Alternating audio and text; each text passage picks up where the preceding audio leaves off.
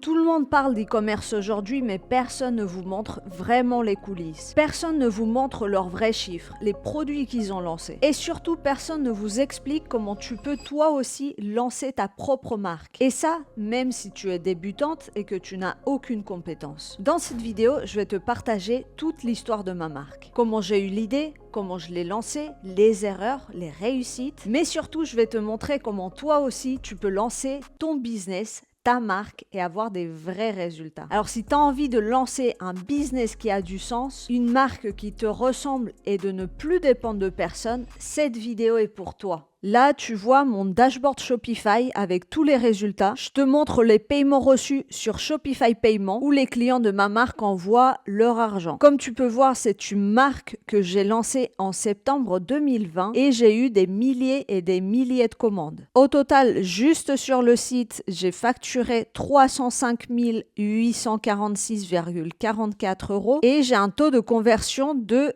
1,77. Et puis maintenant, voici le site que j'ai moi-même construit avec les produits que j'ai lancés. Et là, tu peux voir les avis clientes. Tout est là. Tu vas tout voir. Sachant que je me répète, mais absolument personne ne montre ces chiffres en transparence. Et surtout pas le produit qu'ils vendent par peur de se le faire piquer. Ici, vous avez accès à tout. Et je m'apprête à rentrer encore bien plus en profondeur dans les détails en vous partageant mes stratégies marketing, comment j'ai choisi mon produit à vendre, comment j'ai trouvé mes fournisseurs, comment j'ai géré l'envoi de mes commandes. Bref, vous allez voir une étude de cas de A à Z de cette marque. Alors sans plus attendre, c'est parti. Quand j'ai lancé cette marque de culottes menstruelles en septembre 2020, il y avait énormément de concurrents sur le marché français. C'est quelque chose qui avait explosé à ce moment-là et on voyait des marques tourner constamment chez les influenceurs, mais aussi sur les réseaux sociaux. C'est un produit qui n'était pas encore connu à l'étranger. Vraiment, ça commençait, mais la plupart des gens ne le connaissaient pas vraiment. Donc, il y avait une vraie place à prendre dans le marché. Du coup, à ce moment-là, j'ai choisi d'aller sur le marché espagnol. J'étais en veille concurrentielle et j'étais en train de regarder à ce moment-là qu'est-ce qu'il y avait comme concurrence sur le marché espagnol. Et pourquoi le marché espagnol? Tout simplement parce que je suis espagnole. Donc, pour moi, c'était très simple de m'adapter à ce pays-là et de tout traduire en espagnol. Donc, à ce moment-là, je me lance dans une étude de marché vraiment approfondie. Je regarde qu'est-ce qui se fait en matière de publicité sur les réseaux sociaux, notamment Meta, qui est le vecteur publicitaire que je maîtrise le mieux à ce moment-là. Et je vois qu'il n'y a pas grand-chose comme concurrence. Il y a une vraie marque espagnole qui produit localement ses produits et qui est la plus connue, entre guillemets, mais à part ça, c'est pas vraiment un produit qui est connu. Donc, en ayant un produit qui est énormément vendu, qui répond à un vrai besoin pour toutes les femmes, qui est innovant et nouveau, j'avais toutes mes chances à ce moment-là de vraiment très bien vendre sur le marché espagnol. Je prends le temps de bien regarder mes concurrents sur le marché français, de voir quels produits ils vendent, à quel prix, avec quelles offres, comment sont leurs publicités et je m'inspire de tout ça pour créer ma propre marque. Et quand j'ai choisi le produit, quand je me suis lancée, j'étais vraiment assez sûre de moi-même, sachant que j'avais déjà eu des très bons résultats avec d'autres boutiques et que je savais à peu près ce que je faisais puisque j'avais reproduit la même chose que j'avais fait pour d'autres marques. J'avais pris un produit qui se vendait énormément, quelque chose d'un peu innovant qui allait résoudre un vrai problème et je le lançais sur un autre marché où il n'y avait pas de concurrence. Comme ça, j'étais vraiment sûre de réussir. Pour trouver mon fournisseur de culottes menstruelles, à ce moment-là, je suis partie tout simplement sur AliExpress et j'ai regardé quels étaient les plus grands vendeurs dans cette catégorie-là. Je les ai contactés, je leur ai dit tout simplement que je commençais une nouvelle boutique et que j'avais besoin d'un agent qui puisse envoyer rapidement mes commandes. Donc j'ai vu avec eux quel prix ils pouvaient me faire et on voit avec le transporteur Younexpress qui est aussi très rapide et efficace et j'ai comparé les prix, les différentes conditions. Et puis on est parti sur WeChat, qui est le WhatsApp chinois. Et là, on a pu tout simplement commencer à parler et établir une vraie relation de confiance. Donc, je leur envoyais petit à petit mes commandes et c'est comme ça qu'une relation de confiance est née. J'ai commencé à faire un testing publicitaire, même si j'étais assez sûre de moi-même que ça allait fonctionner. Et lors de mes premières commandes, quand j'avais eu la validation comme quoi ça allait bien fonctionner, j'ai commandé des échantillons pour les tester ainsi qu'à d'autres femmes de ma famille pour qu'elles puissent aussi tester le produit et me donner leur avis dessus. Je les ai bien sûr testés moi-même pour bien vérifier la qualité et j'ai aussi demandé à un fournisseur un certificat écologique pour prouver qu'il n'y ait pas de produits nocifs dans les culottes. Je voulais que les matériaux soient solides, que ça absorbe bien et que ce soit confortable. Au début, là où j'ai eu un peu plus de mal, c'est à trouver les vraies tailles européennes. Donc vraiment à savoir au centimètre près quelles étaient chacune des tailles. Puisque je vendais de la taille XS jusqu'à la taille 6XL. Donc ce que j'ai fait, c'est commander pour plusieurs femmes de ma famille qui avaient des tailles différentes. Donc j'ai pu bien prendre les mensurations, mettre à jour le tableau de taille et puis j'ai aussi mis un bouton WhatsApp sur le site au cas où les clientes avaient des questions par rapport aux produits, par rapport aux tailles, elles pouvaient tout simplement communiquer avec moi en un clic de façon simple et efficace. Et moi, c'est ce que je vous conseille toujours si vous commencez un site, c'est de mettre un bouton WhatsApp parce que ça va permettre à votre audience de vous contacter très facilement. S'ils ont des doutes, s'il y a des choses qu'ils ne comprennent pas, vous le saurez tout de suite et vous pourrez améliorer votre shop. D'ailleurs, si aujourd'hui vous avez un projet e-commerce, que vous avez pour but de lancer votre propre marque, sache que j'offre en ce moment un appel offert de 45 minutes pour t'aider à lancer ton projet. On va pouvoir t'aider absolument sur tout le processus, comme j'ai fait avec ma marque. Tu vas pouvoir m'avoir soit moi, soit mon associé au téléphone et on va vraiment pouvoir tout expliquer sur comment tu peux lancer au mieux ton produit e-commerce. Tu as le lien juste en dessous de cette vidéo dans la description. Tu as juste à cliquer dessus et à remplir un petit questionnaire de présélection parce qu'on ne choisit pas tout le monde. Si tu ne rentres pas dans les critères, on ne pourra pas t'aider. On ne pourra aider que les personnes vraiment motivées et déterminées. Attention, les places sont vraiment extrêmement limitées. Peut-être qu'au moment où tu verras cette vidéo, il n'y aura plus de place. Donc si vraiment tu es sérieux et tu as envie de faire aujourd'hui un projet e-commerce, n'hésite pas à cliquer dès maintenant et à prendre un appel. Ça pourrait littéralement changer ta vie. Donc je t'invite à faire pause sur la vidéo et à prendre un appel dès maintenant. Donc on reprend sur la création du site. Le site, je l'ai créé toute seule. C'est pas le premier site Shopify que j'ai fait. J'en ai fait plusieurs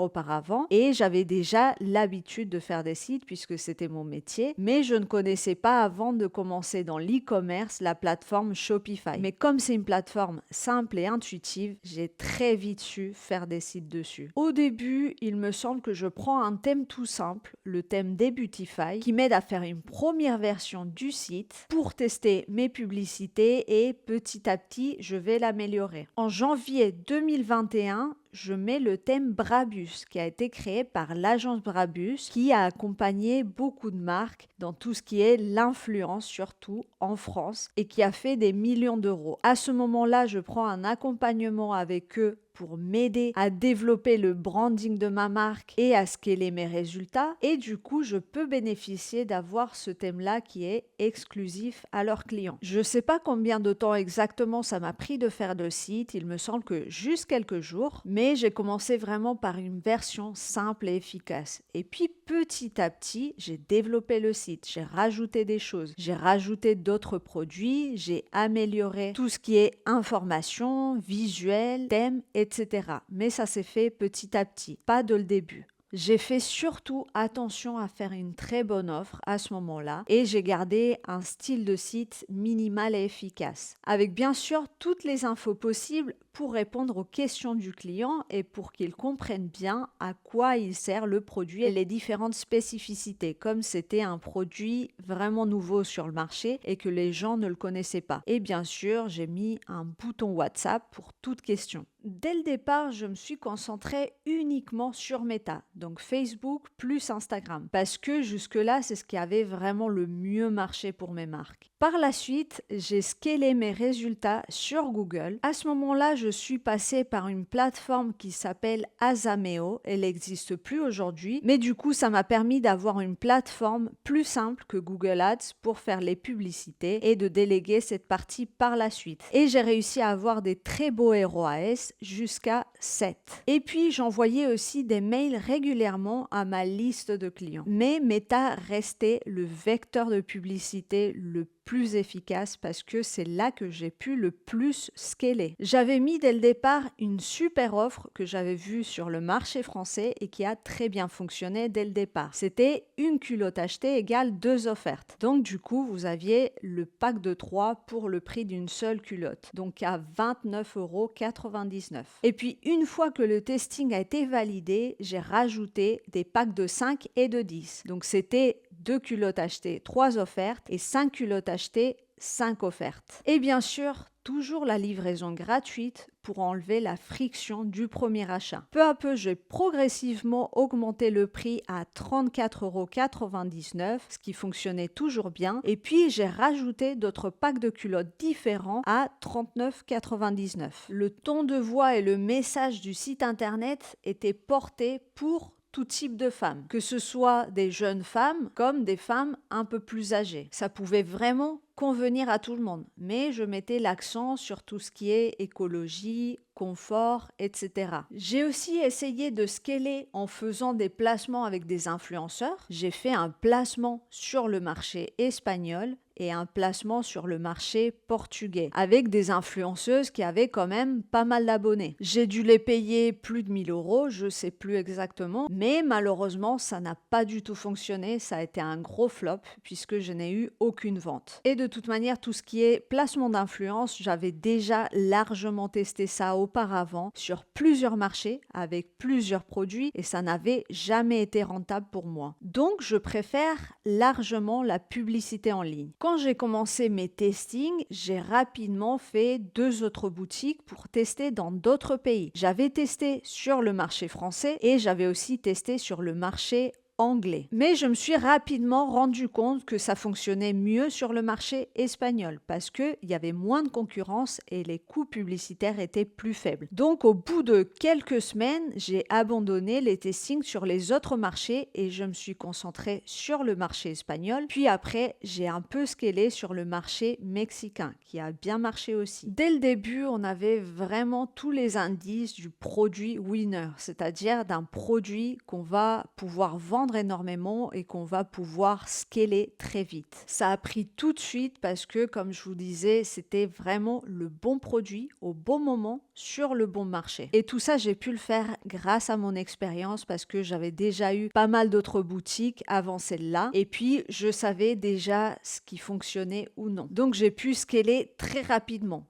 Et au bout de quelques jours, je gagnais déjà des 1 000 € par jour. Je testais un maximum de créatives et un maximum de centres d'intérêt. J'ai commencé la boutique le 5 septembre 2020. Au début, j'avais testé pendant juste quelques jours un autre produit qui n'avait pas fonctionné et puis très rapidement, j'ai trouvé ce produit-là, je l'ai mis dans la boutique et ça a commencé à fonctionner. Dès le premier mois, j'ai pu facturer 12 317 €. J'ai fait 359 commandes et j'avais un panier moyen de 32 €. Aussi, pour augmenter mon panier moyen, donc mon bénéfice, ce que je faisais, c'est que j'avais mis une application où j'offrais des upsells après achat. C'est-à-dire que quand la personne, elle passait une commande, je lui proposais un pack de culottes en plus juste après l'achat. Moi, je conseille de mettre l'upsell après achat et non pas avant parce que parfois, avant, ça peut donner de la friction. Les gens ne comprennent pas pourquoi on leur propose un autre produit. Alors que si vous le mettez après, la personne, elle aura déjà acheté. Elle peut tout simplement, en un clic, acheter un pack supplémentaire à un meilleur prix. Donc, c'est une meilleure idée de faire de cette façon-là. Dès le début, j'étais rentable avec un ROAS d'environ 3. Donc, j'étais vraiment contente. Je savais que j'allais pouvoir scaler cette marque sur le long terme. Mais comme toujours avec Meta Ads, les résultats peuvent être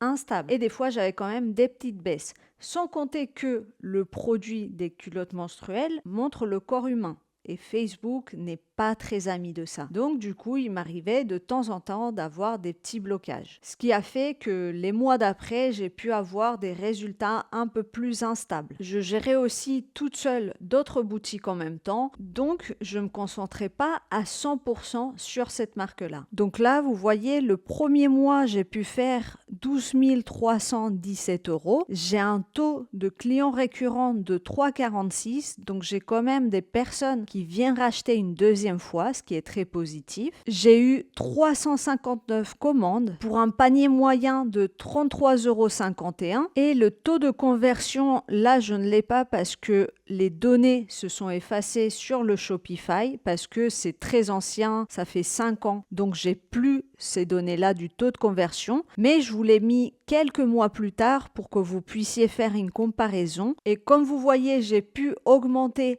la valeur moyenne du panier jusqu'à 60,40 €. Là, je vais vous montrer mes publicités sur Meta. Donc, ça va être à partir de celle-ci parce que ça, c'est un testing d'un autre produit que j'avais fait juste avant. Malheureusement, comme ça a été en 2020, j'ai plus les données sur Meta. Mais comme vous pouvez voir, j'ai fait 142 campagnes au cours de toute la vie de la marque et ça a commencé ici. Donc, je vais vous montrer un petit peu le type de publicité. Déjà, j'avais testé plusieurs types de centres d'intérêt parce que c'est ce qui fonctionnait pour moi le mieux à ce moment-là. Je prenais des centres d'intérêt de plus en plus proches de l'avatar client. Par exemple, là, ce qui avait bien marché, c'est tout ce qui était autour de l'écologie et des soins personnels. Et du coup, j'ai commencé à tester tout un tas de centres d'intérêt très différents qui avaient bien marché pour moi dans d'autres boutiques et je suis allée de plus en plus dans tout ce qui est centre d'intérêt plus précis, moins exploité. Par exemple, Netflix ou télé-réalité. Même si ça n'avait rien à voir, le pixel, il était déjà entraîné. Il avait eu pas mal de clients et pas mal de data et donc il allait chercher les clients idéaux automatiquement. Et comme ces gens-là n'avaient pas été targetés par mon type de produit, j'étais vraiment dans un marché où j'avais toute l'audience pour moi. Là, vous voyez, j'ai mis beaucoup de centres d'intérêt en rapport avec le produit en soi, comme je vous l'ai dit, et puis d'autres centres d'intérêt qui avaient rien à voir. Mais franchement, ça fonctionnait très bien pour moi à l'époque. Et voici le type de publicité qui fonctionnait bien pour moi.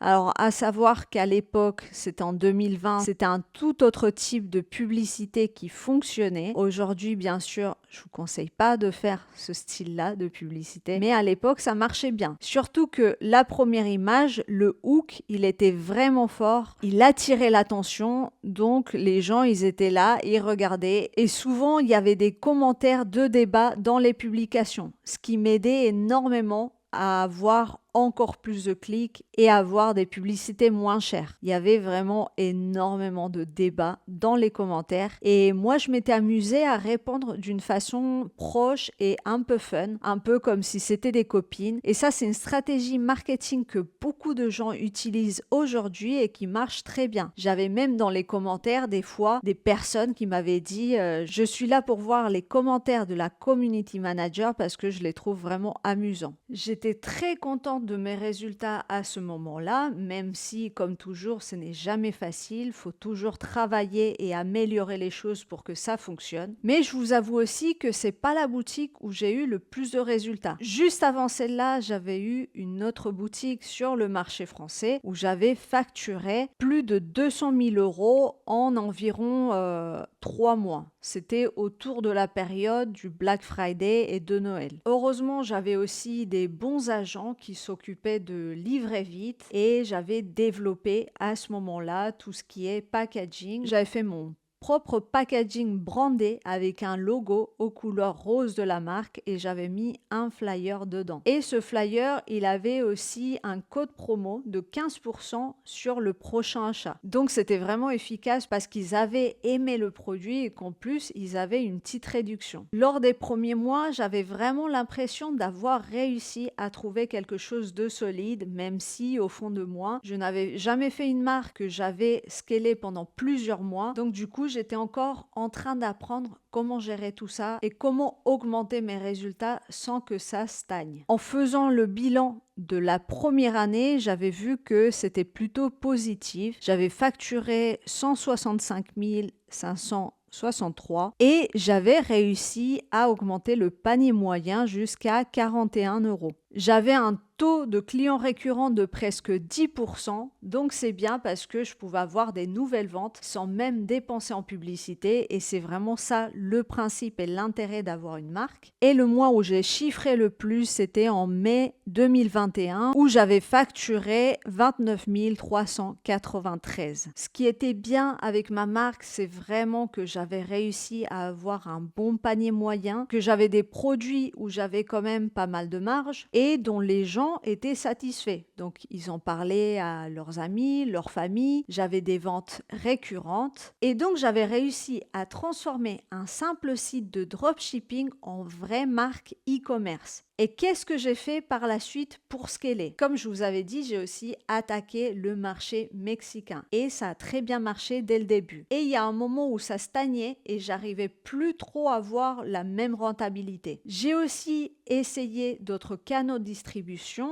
tels que Amazon. J'ai fait confiance à une entreprise qui m'a démarché, qui m'a proposé de faire l'intermédiaire, qu'il s'occupait du marketing, des ventes, d'envoyer les colis, etc. Et qu'ils avaient plein de marques où ça fonctionnait très bien, mais malheureusement, ça n'a pas du tout fonctionné pour moi. J'ai acheté un stock pour faire les envois, j'ai même fait de la pub sur Amazon, mais malheureusement, ça n'a jamais été rentable et j'ai perdu de l'argent. Autre chose que j'ai fait pour scaler, et cette fois-ci, ça a très bien marché, c'est les ventes privées. Vous devez probablement connaître les sites comme VP, Showroom Privé, Beauté Privée. C'est des sites très connus en France qui font régulièrement des ventes privées des plus grosses marques. Eh bien, moi, j'ai pu faire des ventes privées sur ces sites-là depuis des années. J'ai eu un jour un agent intermédiaire qui travaillait avec ces sites-là, qui m'a contacté, qui m'a proposé de mettre mes produits sur ces sites. Ce qui était super, c'est que je n'avais aucun argent à dépenser. Je n'avais juste qu'à faire une liste de produits avec des belles réductions et eux, ils s'occupaient de faire la vente, ils me passaient commande et après, c'était mes agents en Chine qui envoyaient directement les colis. Ça a bien fonctionné dès le début et je faisais des ventes régulièrement. J'en faisais tous les mois. Il y avait des sites plus grands que d'autres, il y avait des ventes où je facturais quand même pas mal et des ventes où je ne facturais que par exemple 2000 euros, mais c'était toujours ça de prix parce que ça ne me demandait aucun travail. Et comment j'ai fait pour pouvoir convaincre ces sites-là de collaborer avec moi? Eh bien, tout simplement, j'ai fait un gros travail sur le branding. Là, j'avais mis le nouveau thème sur mon site, j'avais tout amélioré petit à petit et j'avais fait un shooting moi-même de tous les produits. Je m'étais monté un petit studio à la maison et j'ai pris quelqu'un de ma famille qui a fait la mannequin et qui a porté les culottes pour pouvoir les photographier. Ensuite, j'ai tout retouché moi-même puisque de base, avant, j'étais graphiste, donc c'est quelque chose que je savais très bien faire et j'avais même déjà retouché des photos dans la mode. Donc c'était vraiment facile pour moi de faire tout ça. Mais par contre, ça m'a vraiment pris un travail de fou. J'ai dû passer probablement 3 à 4 semaines de travail entre faire les photos, les retoucher et les mettre sur le site. Ensuite, j'ai construit un dossier de presse avec une belle image de marque où je mettais mes photos, mon histoire, je racontais pourquoi on avait fait la marque, qu'est-ce qu'elle avait de spécial. Enfin bref, j'avais vraiment mis tout ça en valeur et je savais faire parce qu'auparavant, j'ai travaillé dans la mode, donc c'est quelque chose que j'ai déjà eu à faire pour d'autres marques. Le fait de faire des shootings, raconter un storytelling, faire des sites internet, sans surprise, avec mon expérience dans la mode et mes connaissances en e-commerce, ce qui a le mieux fonctionné pour moi, c'est les produits textiles innovants. Pour être complètement transparente avec vous, comme là je vais vous montrer, il y a eu des périodes où vraiment ça a bien marché, c'était en augmentation, mais il y avait d'autres périodes où c'était beaucoup plus creux, avec des grosses baisses d'un mois à l'autre. Par exemple, en novembre 2021, c'est là où j'ai fait le plus Donc forcément, il y a eu un pic. Mais ensuite, en décembre, il y a eu une baisse et je n'ai facturé que 11 688 euros. Par la suite, j'avais l'impression qu'il y avait de plus en plus une baisse dans la performance des publicités. Là, comme vous voyez dans le panneau publicitaire Facebook, vous avez les dernières publicités que j'avais faites qui n'ont plus du tout marché. J'avais essayé de relancer à ce moment-là, mais ce n'était plus rentable. Et c'est les dernières datas que j'ai puisque c'est les plus récentes. C'est celles qui datent de 2023. Là, à ce moment-là, j'étais en train de tester plein de nouvelles publicités au format UGC parce que c'est ce qui fonctionnait. Donc, ce que j'avais fait à ce moment-là, c'est reprendre les placements d'influenceurs que j'avais fait et les remettre en tant que retargeting, mais aussi les mettre en tant que publicité sur des nouveaux centres d'intérêt. Mais j'ai aussi commencé à tourner moi-même mes propres publicités UGC, donc User Generated Content.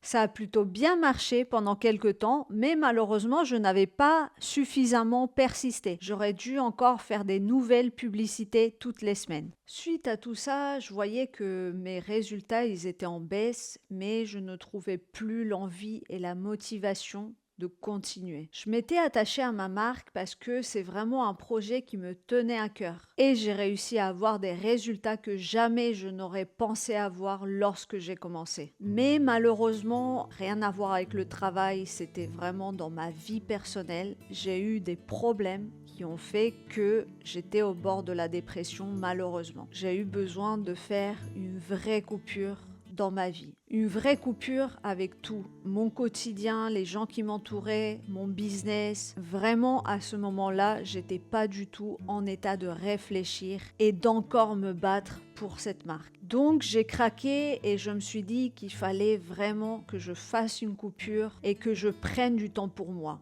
Je ne savais pas à ce moment-là ce que j'allais faire, je ne savais pas combien de temps j'allais devoir prendre pour moi, je ne savais pas quand est-ce que j'allais me sentir mieux, je savais tout simplement qu'il fallait que j'arrête. En plus, après avoir passé 3 ans à travailler de façon très intense, parfois des 10-12 heures par jour, souvent des 7 jours sur 7, car je suis quelqu'un d'extrêmement passionné et lorsque je mets quelque chose dans la tête, il n'y a plus personne qui peut m'arrêter. Ça va jusqu'à l'obsession, jusqu'à même mettre en danger ma santé sans même m'en rendre compte. Alors à ce moment-là, je m'en suis vraiment rendu compte qu'il fallait que je me mette en priorité avant toute chose et que c'est bien de faire quelque chose qui nous passionne, mais il ne faut pas oublier le reste. Alors bien sûr, on était dans une époque un peu spéciale, entre guillemets, puisque c'était l'époque du fameux virus que vous connaissez. Et moi, quand j'ai commencé le e-commerce de façon sérieuse, c'était à la fin de 2019, donc juste quelques mois après, ça a commencé et ça a complètement chamboulé nos vies. Donc c'est aussi l'une des raisons qui a fait que je me suis mis à travailler full et que j'ai oublié le reste. J'ai pas pris de vacances, j'étais que sur ça. Donc ça a créé un épuisement mental et avec d'autres problèmes personnels que j'avais, ça m'a juste fait vouloir tout mettre en pause. Ce que j'ai fait, c'est que j'ai pris une valise avec moi et je suis partie. J'ai pu enfin commencer un peu à profiter de l'argent que j'avais fait ces dernières années. Je suis partie à plusieurs endroits dans le sud de la France, dans plusieurs villes du Maroc, en Espagne. J'ai voyagé dans des beaux hôtels, des resorts.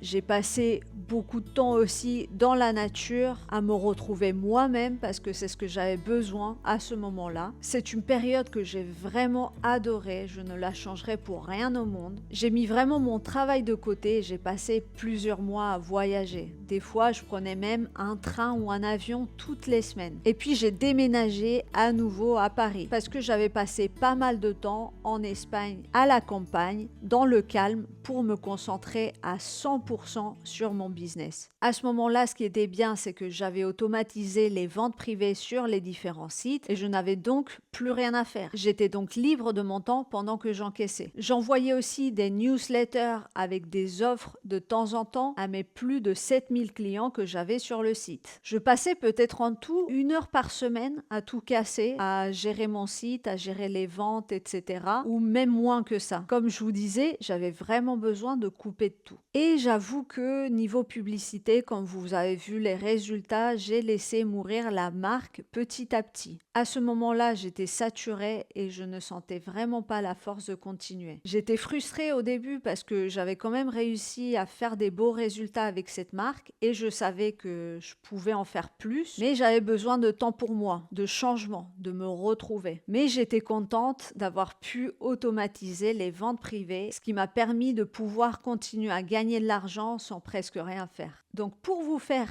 un petit bilan global de la marque, le chiffre d'affaires total généré était de 305 609 000 euros. Ça, juste sur le site internet, plus les ventes privées. Le nombre de commandes, il est de 6 787. Le mois record en vente a été en novembre 2021 et j'ai facturé 30 547 euros. Le produit best-seller, ça a été le pack de 3 culottes en fibre de bambou, qui est le tout premier pack que j'ai mis sur le site et celui qui me laissait une plus grande marge. Aujourd'hui, je peux dire que je suis vraiment fière d'avoir construit cette marque, même si à mon sens, j'aurais pu la développer encore plus, mais c'était aussi génial de pouvoir travailler sur des sites aussi gros comme BP ou Beauté Privée, ou avant de distribuer sur ce site-là, j'ai été cliente comme beaucoup de personnes et j'ai acheté des marques connues sur ce site-là. Si c'était à refaire en 2025, ce que je ferais, c'est faire plus de publicité UGC, tester des nouvelles créatives toutes les semaines avec différentes variantes de hook et collaborer avec des micro-influenceurs, notamment sur TikTok, en leur envoyant un produit en échange d'une vidéo. Comme ça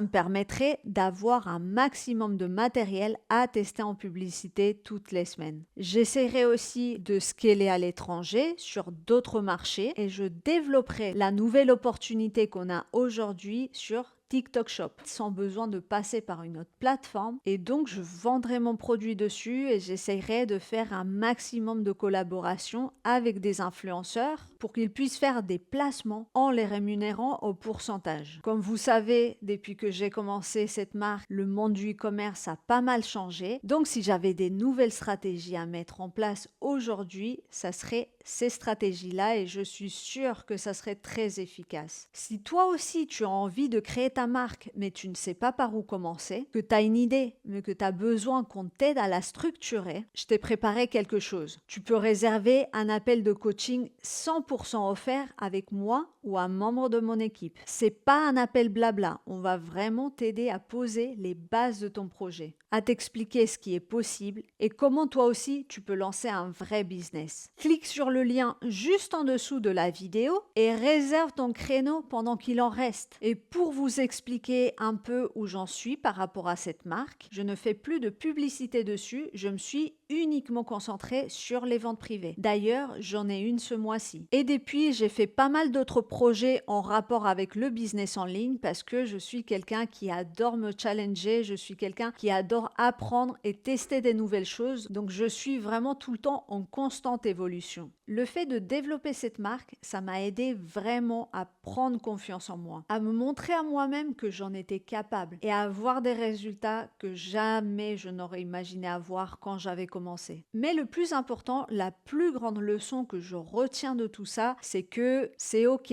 de courir derrière l'argent, mais c'est beaucoup mieux de courir derrière le bonheur. Et il faut jamais oublier de se prioriser. Et surtout, prendre soin de sa santé mentale. Parce qu'être entrepreneur, c'est pas toujours de tout repos, donc faut vraiment travailler continuellement sur sa mentalité. Si je devais parler à une femme qui souhaite se lancer aujourd'hui, je lui dirais tout d'abord de se former pour savoir exactement quoi faire et éviter les erreurs. Comme moi, je me suis formée à l'époque. Et sans ça, je n'aurais vraiment rien pu faire. Ensuite, je lui dirais qu'elle persévère parce que très souvent, ça ne marche pas tout de suite. Et c'est tout à fait normal. C'est pourquoi il faut comprendre les choses et continuer le processus jusqu'à ce que ça marche. Et puis, de ne pas oublier de travailler sur elle-même et sur son mental parce que c'est vraiment la base de tout et sans ça, vraiment, on ne peut rien faire. Si je devais résumer ce projet en une phrase forte, Je dirais que c'est le projet qui m'a fait devenir la personne que je suis devenue au jour d'aujourd'hui. Donc ça m'a fait énormément évoluer et je suis hyper reconnaissante. Donc ça m'a aidé à me développer énormément en tant que personne et en tant qu'entrepreneuse et j'en suis vraiment reconnaissante. Et franchement, je vous souhaite à vous aussi de pouvoir vivre le même processus et de pouvoir aussi être fier de vous.